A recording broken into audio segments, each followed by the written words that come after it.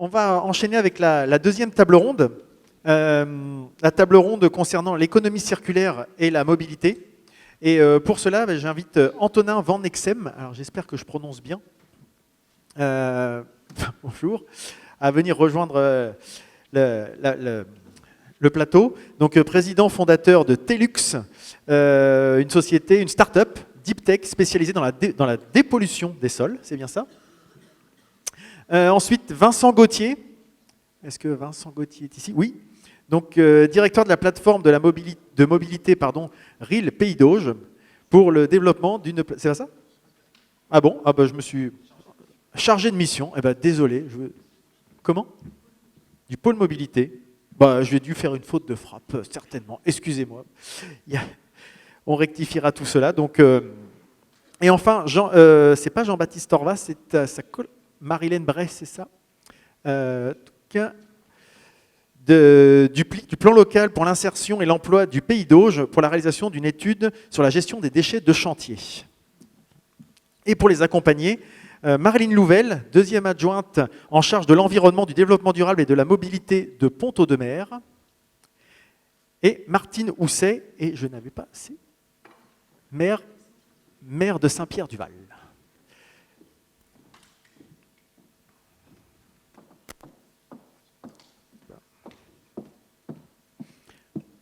Laisse tout le monde le temps de s'installer en face des micros.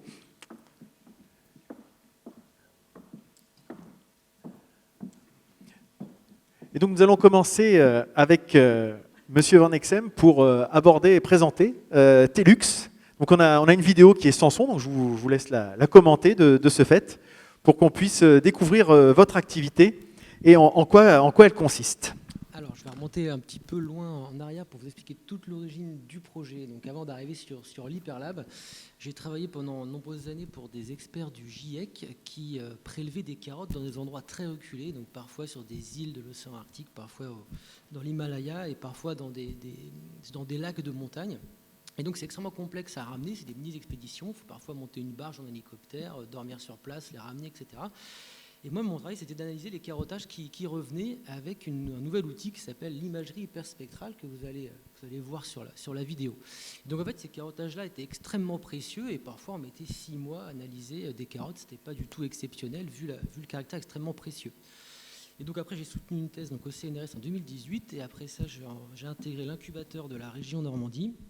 Et j'ai démarré donc le projet Telux qui consiste à utiliser ce savoir-faire-là, mais pour analyser les carottages qui proviennent en général d'anciens sites industriels dont le sol est actuellement pollué. Donc il y en a énormément, y compris dans les zones rurales. Le bassin de la Seine était un grand bassin industriel et on retrouve des friches industrielles un peu partout.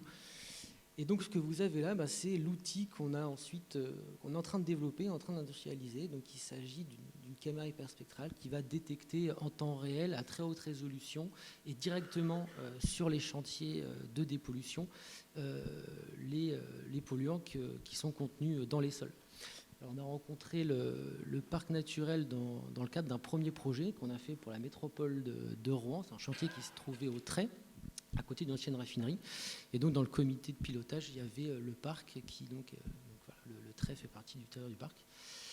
Et donc, de fil en aiguille, du coup, on a pu mener ce projet. Et en gros, il nous a permis de faire de la R&D. Alors, c'est pas facile de mener à la fois du développement et à la fois une activité économique. Les deux en parallèle, c'est parfois assez compliqué. Et en gros, on a pu financer 6 mois de salaire d'un technicien labo en chimie et d'un développeur logiciel pour accélérer en fait le développement de notre produit, de notre système, qui continue et pendant encore de nombreuses années. Alors, je fais peut-être le lien avec la thématique de la table ronde de l'économie circulaire. Je fais les questions et les réponses. Oui, non, mais c'est très bien. Donc, du coup, le projet d'entreprise maintenant, donc on a pu montrer avec ces outils-là, alors j'ai un peu loupé la vidéo, mais vous avez compris l'idée d'analyser comme ça, sans contact finalement, une carotte de sol. Aujourd'hui, on est orienté vers une solution qui va permettre en fait de trier la terre de manière automatique. C'est-à-dire qu'on a fait les différentes possibilités pour industrialiser cette solution. Et ce qu'on a retenu, c'est en fait de faire passer la terre sur une bande convoyeuse et de la mesurer avec la caméra avant d'actionner en fait un système qui va répartir à droite ou à gauche selon le caractère pollué ou non du sol. Donc comme le sol pollué, en fait, c'est une lasagne, ça marche vraiment en couches, on espère être capable de, plutôt que de mélanger tout ça en phase travaux, de faire un tri extrêmement précis et in fine de réduire très fortement le prix et le coût pour la collectivité de ces dépollutions-là. D'accord. Alors là, on voit qu'on est dans une activité assez différente de ce qu'on a pu voir tout à l'heure. On était plutôt dans la culture patrimoine, on est plutôt dans l'aspect tech, voire high-tech en fait, effectivement. Et c'est intéressant de voir que ce projet leader accompagne tout type enfin ce programme leader, pardon, accompagne tout type de projet, y compris des projets de cet ordre-là. Et comment vous êtes arrivé à solliciter ce fonds? Alors effectivement, avec l'affaire du, enfin le chantier du trait dont vous évoquiez l'existence tout à l'heure, mais est-ce qu'on y va facilement? Est-ce que quand on est dans une start-up, on va facilement chercher ce type de financement?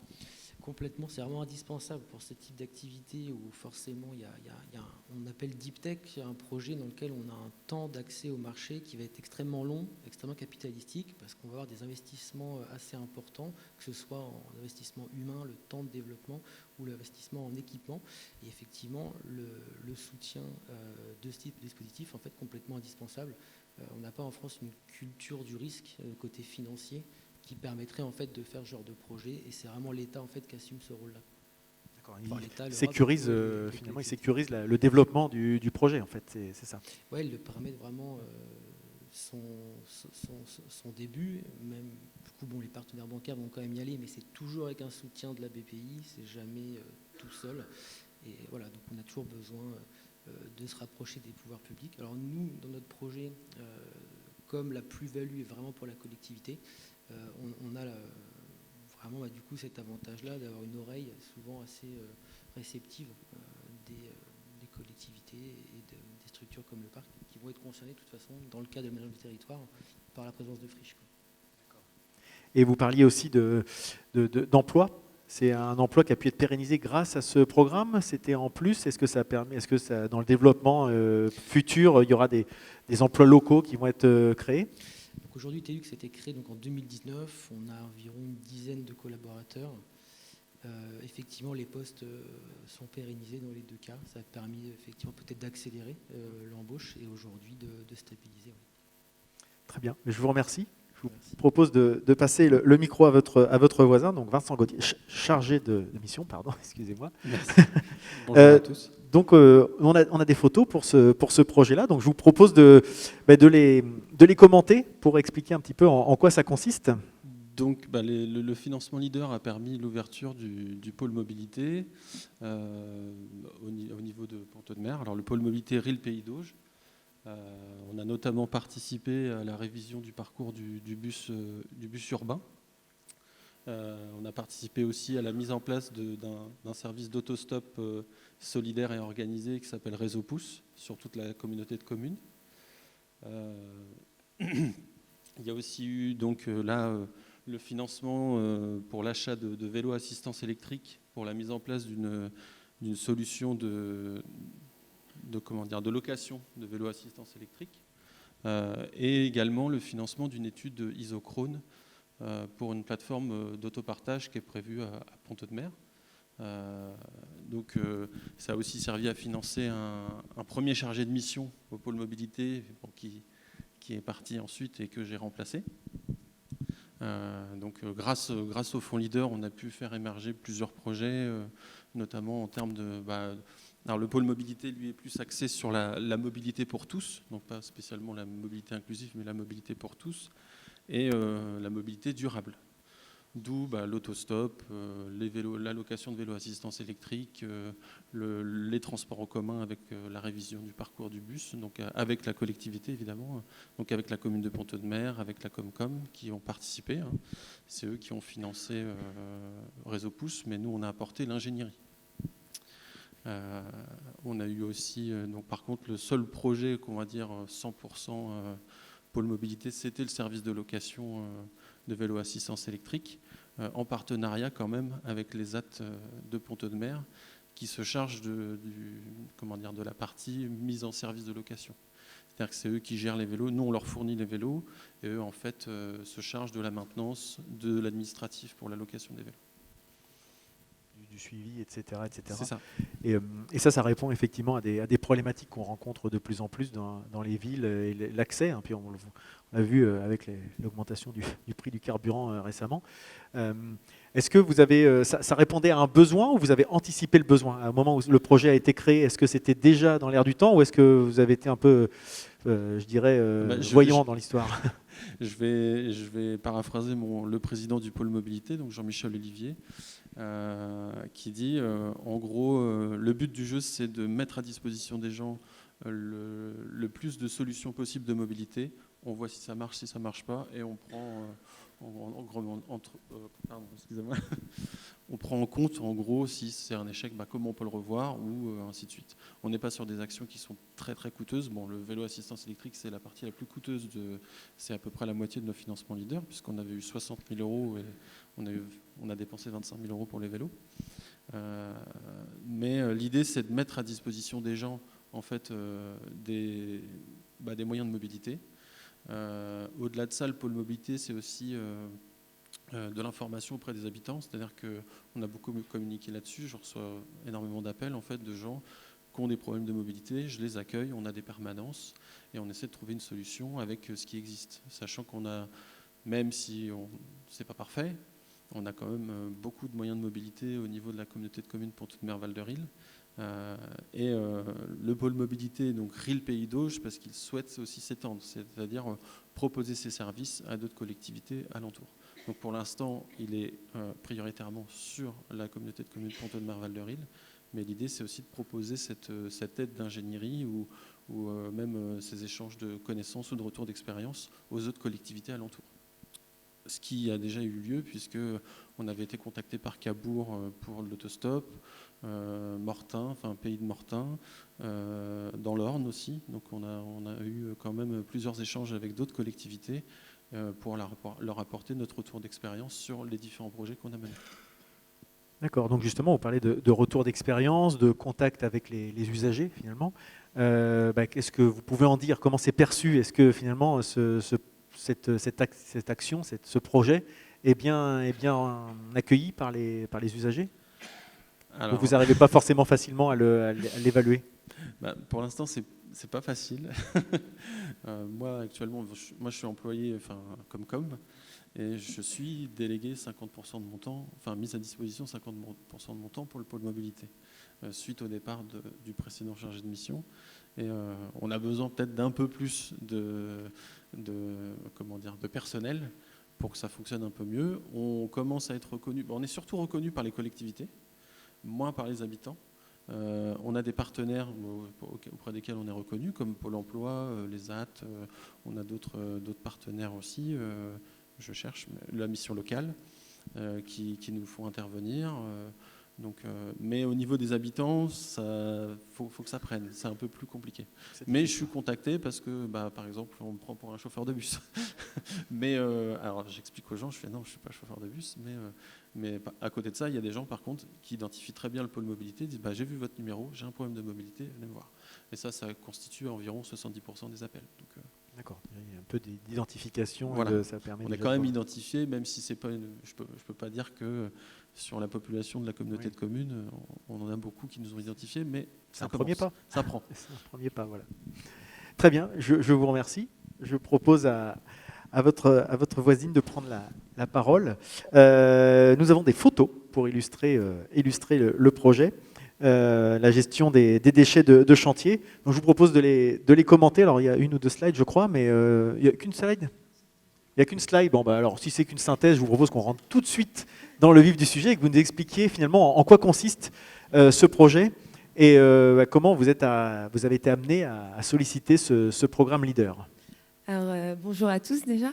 C'est vrai que la question de la gestion des déchets de chantier portée par une structure d'insertion professionnelle, on peut avoir du mal à faire le lien parce que ça ne relève pas de notre compétence. Du coup, en quelques mots, pour présenter quand même rapidement la structure pour laquelle je travaille, donc c'est le syndicat mixte pour l'insertion sociale et professionnelle du Pays d'Auge Nord, donc qui porte un dispositif d'accompagnement qui s'appelle le PLI, donc Plan local pour l'insertion et l'emploi. Et donc, on a 2 grandes missions. Une première mission donc, qui est portée de porter ce dispositif d'accompagnement qui va intervenir dans les territoires, donc là, en l'occurrence, sur tout le nord Pays d'Auge et sur les communes du canton de Beuzeville, du coup, dans l'Eure.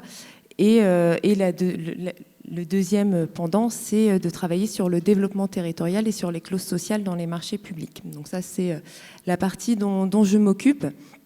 Et donc, depuis 2014, on porte une démarche de gestion prévisionnelle des emplois et des compétences territoriales.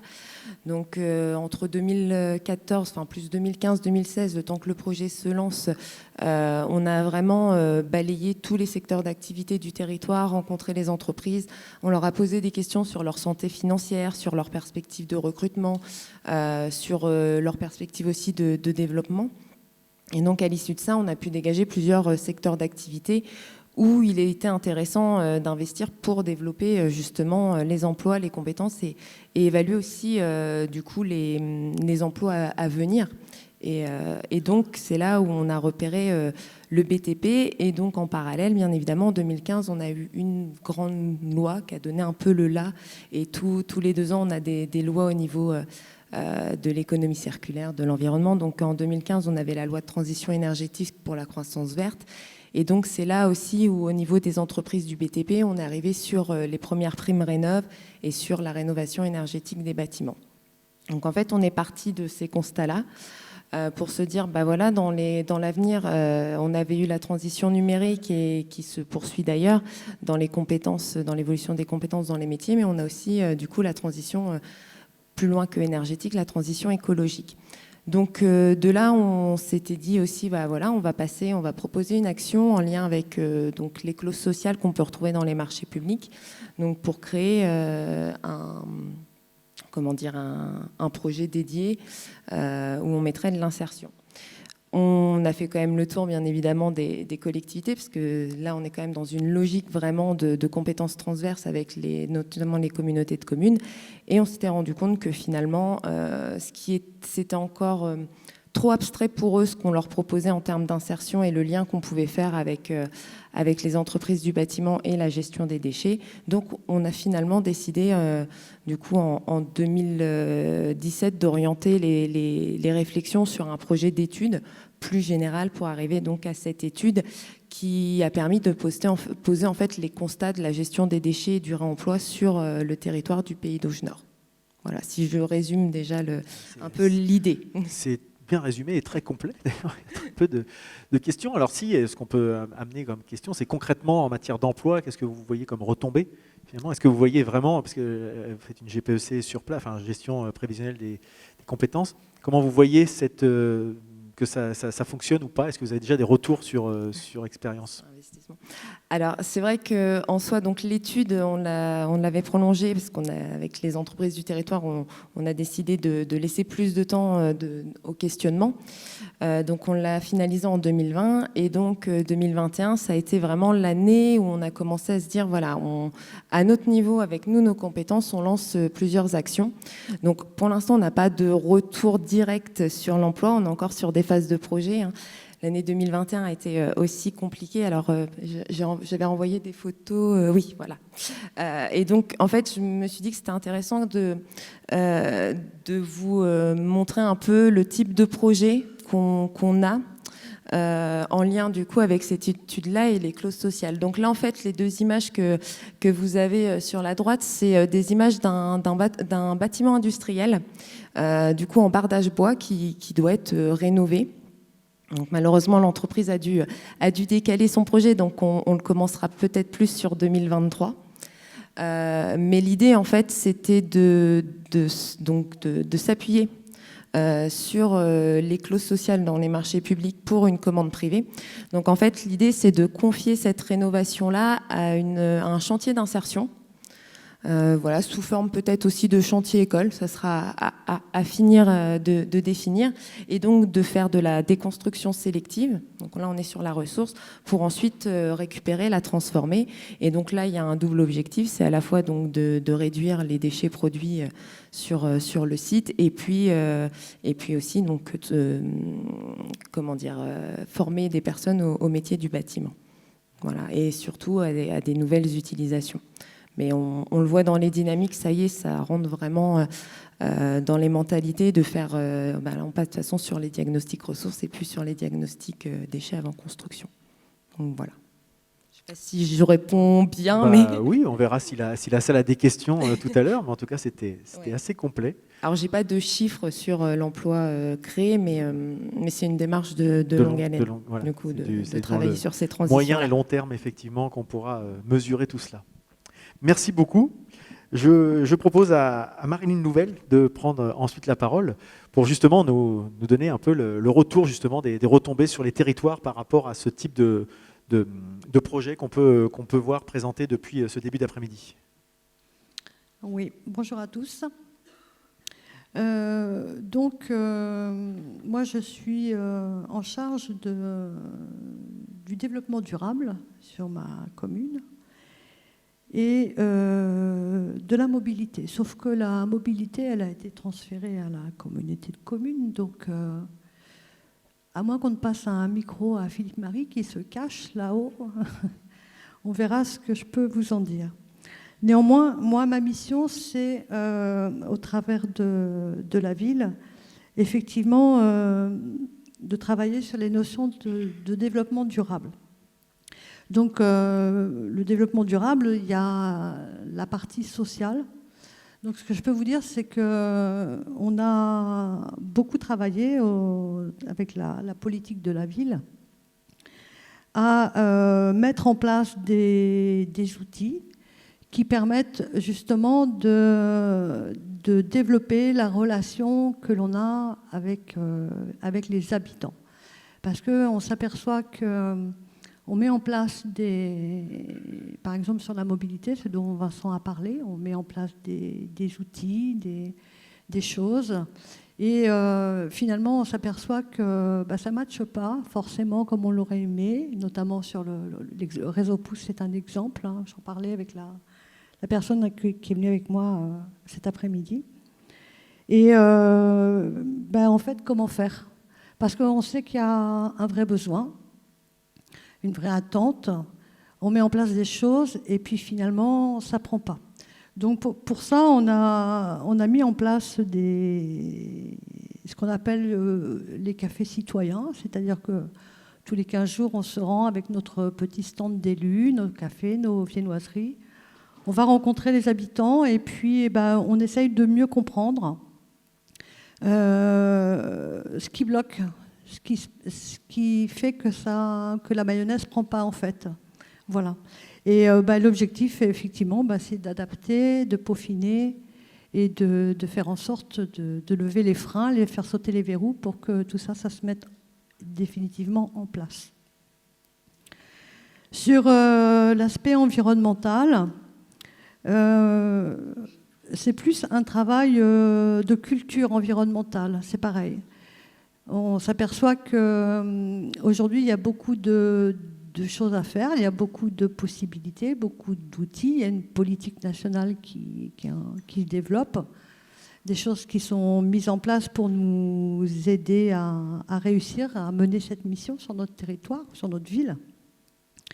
Et puis finalement, quand on rentre vraiment dans le sujet, on constate que les gens ne savent pas trop comment s'y prendre dans le quotidien, comment on gère ça, comment on rend les choses faisables, possibles et accessibles, surtout accessibles. Voilà. Donc on travaille beaucoup sur la mise en place de ces boîtes à outils. Je vous ai parlé des cafés citoyens. On organise également des réunions citoyennes thématiques où on vient avec de l'information, on se présente, on se rend nous-mêmes accessibles en fait, parce que ça passe aussi par ça. C'est aussi ça là, qui fait partie des freins. Et enfin, sur l'environnement, oui, il faut peut-être quand même que on travaille beaucoup avec le parc, effectivement, parce que merci beaucoup.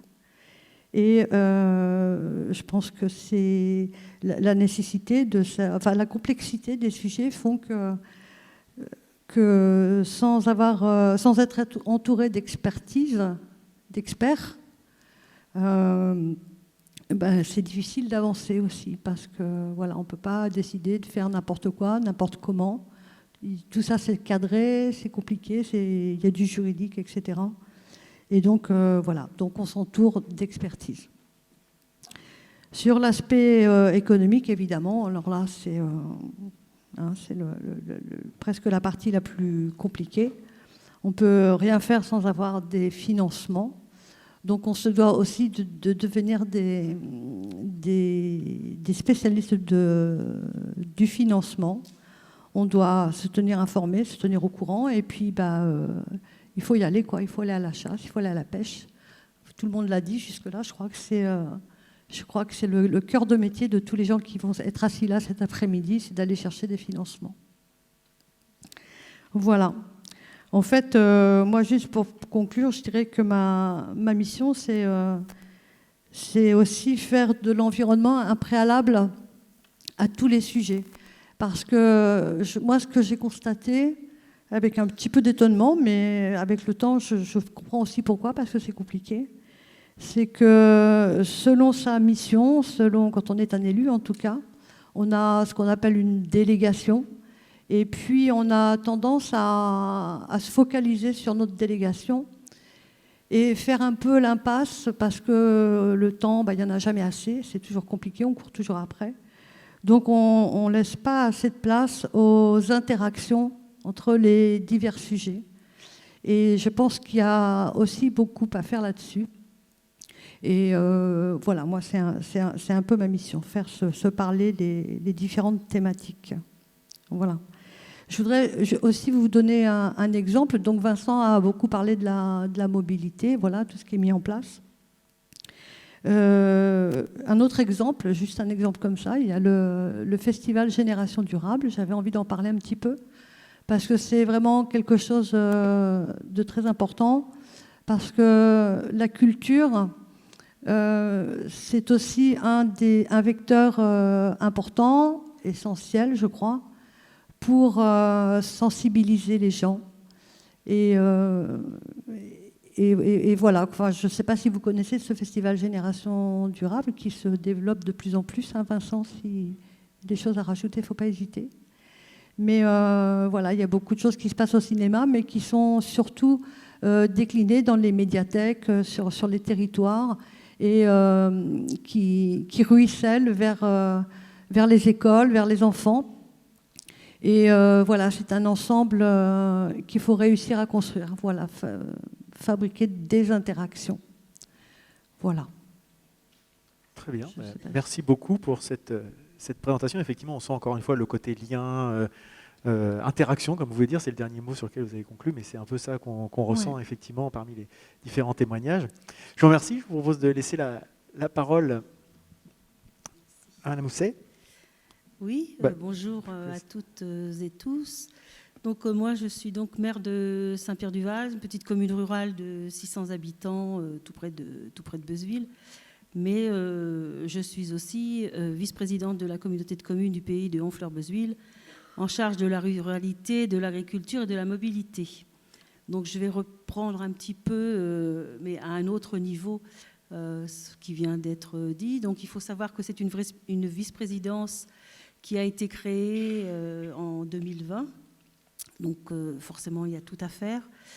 En fait, au départ, c'était même pas mobilité, c'était transport, puisque nous avions sur Beuzeville une régie de transport scolaire. Mais en fait, nous sommes aussi une communauté de communes très atypique, puisqu'elle porte sur 2 départements, à savoir une partie euroise et une partie calvadosienne. Ce qui fait que les problèmes se sont, je ne dirais pas multipliés, puisqu'on a réussi à les résoudre, mais c'était quand même très compliqué, sachant qu'on a une ville phare qui est Honfleur, que tout le monde connaît, je suppose, avec ses problèmes, ses propres problèmes, quelques petites villes, villages un peu plus importants, et le reste, c'est la campagne, mais la campagne pure. Et c'est vrai que la mobilité, ça pose un gros problème dans tous ces villages qui se sentent un peu abandonnés. Moi, j'ai une commune qui est très, très développée. Et on en parlait encore hier avec les anciens, comment faire pour justement créer du lien. Et donc forcément, au niveau de la communauté de communes, on travaille sur le sujet, bien sûr. On a confié tous ces problèmes à un cabinet qui va bientôt nous rendre... donc comme je vous dis, comme c'est une vice-présidente récente, il a fallu travailler déjà en amont pour trouver les solutions ensuite. Et c'est vrai que, mais même dans les petites communes, on essaie de trouver, alors peut-être mettre en route ce qu'on appelle du transport à la demande pour les gens les plus âgés, les plus jeunes aussi, qui ont besoin de temps en temps de rendez-vous dans une entreprise ou quoi que ce soit et qui n'ont pas de moyens de transport. C'est vrai que ça pose d'énormes problèmes. Donc on travaille sur tout ça. Et puis voilà, moi, en fait, je n'ai pas vraiment de rapport avec Leader, même si je fais partie de la cellule Leader, mais pour vous dire, sur le terrain, je ne peux pas dire, puisqu'on n'a encore pas fait d'action vraiment, mais ça va venir. Rassurez-vous, on aura besoin de vous. Donc voilà, c'est tout ce que j'avais à dire. Merci beaucoup. Puisqu'on a fait on a fait le tour de tous les intervenants, je vous invite à votre tour de vous manifester si vous souhaitez leur poser des questions, avoir des précisions, des sujets qui... Hop, là-haut.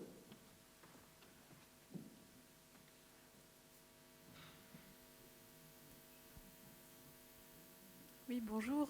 J'ai une question pour Marilyn Louvel.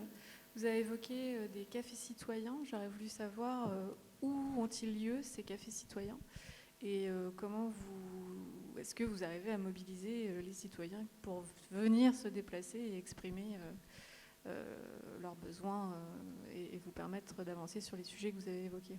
Merci. Alors, vous avez dit où ont-ils lieu, c'est ça? Pardon. Alors, où ont-ils lieu? On se déplace dans les différents endroits de la ville. Ça a été un petit peu réfléchi, ça fait l'objet de discussions, etc. L'objectif, c'est, sur quelques mois, c'est d'aller... On en fait un toutes les 2 semaines. Hein. De 10h à midi, on se place dans un endroit de la ville, mais on va aussi dans nos quartiers politiques de priorité de la ville, et le cœur de ville. Enfin, voilà, on va partout.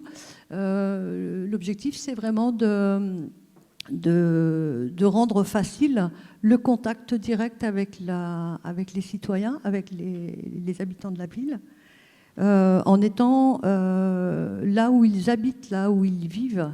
C'est-à-dire qu'ils ne soient pas obligés de se déplacer pour venir nous voir en mairie. C'est assez compliqué. Il y a la très, très grande majorité des gens ne le font pas. Et en fait, quand il se passe des événements, je dirais, pour simplifier, qu'on voit toujours les mêmes, quoi. Mais il y a une grande partie de la population qui est privée de ça. Et voilà, il a été finalement décidé, pas par hasard, hein, ça a été travaillé quand même, mais il a été décidé que c'était à nous d'aller vers les gens et d'engager la conversation, etc. Et donc, on avait bon espoir que ça fonctionne. Mais c'est très, très, très au-delà de ça, quoi. L'attente, elle est immense. Et en fait, l'objectif de ça, c'est aussi, quand on a un projet, avant d'avoir un projet, on a une idée, on a envie de faire, je ne sais pas quoi, moi, à tout hasard, une piste cyclable qui passerait là. Mais est-ce que c'est la meilleure idée ? Donc, est-ce que ça nous appartient de le décider, de l'inventer de façon unilatérale, ou ne vaut-il pas mieux s'appuyer sur l'expertise des gens qui vivent dans cet endroit, qui connaissent l'histoire, qui peuvent préciser leurs besoins, leurs attentes, et donc ça permet de co-construire, pardon. Et donc, voilà, quoi, c'est ça l'objectif. Et franchement, on a démarré il n'y a pas très longtemps et ça s'est produit que 2 fois pour l'instant. Et le taux de présence est assez exceptionnel. Juste pour préciser pourquoi aussi ça cartonne bien, c'est qu'en parallèle, la ville a développé une application citoyenne sur son smartphone. On a l'application de la ville de Pont-Audemer. Donc du coup, on fait descendre beaucoup plus d'informations, et notamment ces rendez-vous. Et franchement, c'est une très belle surprise parce que ça marche très bien. Les gens viennent. Voilà. Merci. Donc on voit que la concertation, c'est ce qui avait été dit tout à l'heure aussi sur le pôle mobilité, cette sensibilisation, etc. Donc c'est des choses importantes. Est-ce que vous avez des questions aussi sur le programme Leader, sur comment ça a pu être peut-être les accompagner dans leur projet? Est-ce qu'il y a d'autres gens qui seraient intéressés pour solliciter, que ce soit les élus ou les porteurs de projets? Non, ils ont répondu à tout, c'était très clair, très complet. Alors vous aurez le loisir aussi peut-être d'échanger tout à l'heure pendant le petit verre de l'amitié, mais ça serait sympa de le partager si vous avez des questions. Il n'y a pas de souci, ça peut bénéficier à tout le monde. Oui, allez-y. Du coup, pour répondre aussi peut-être en partie à la question des financements, ça avait bien été précisé là, depuis le début de l'après-midi que le leader intervient en cofinancement d'autres financements.